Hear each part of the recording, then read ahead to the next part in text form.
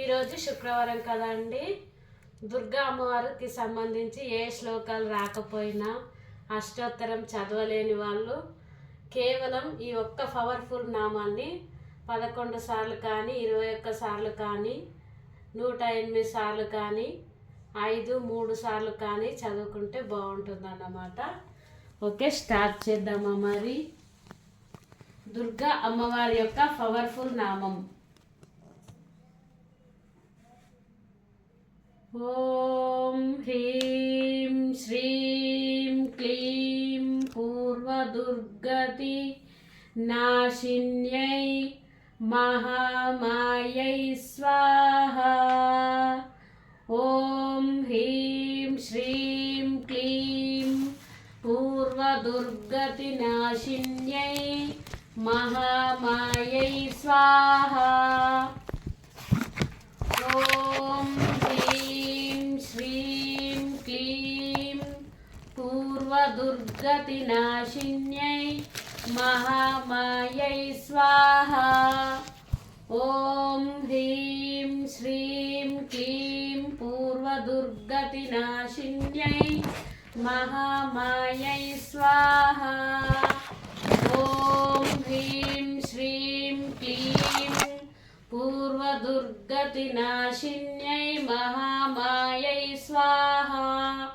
ఓం హ్రీం శ్రీం క్లీం పూర్వదుర్గతి నాశిన్యై మహామాయై స్వాహా.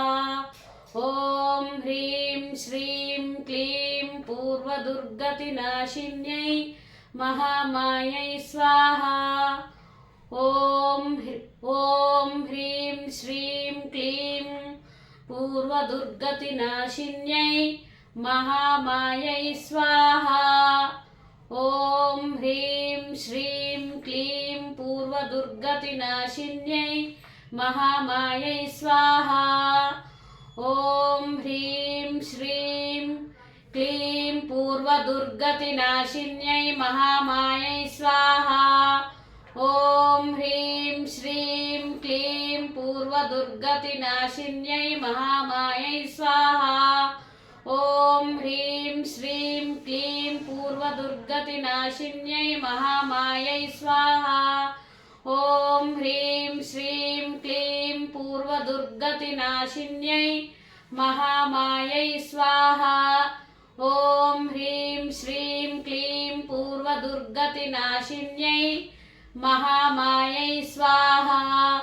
ఓం హ్రీం శ్రీం క్లీం పూర్వదుర్గతి నాశిన్యై మహామాయై స్వాహా.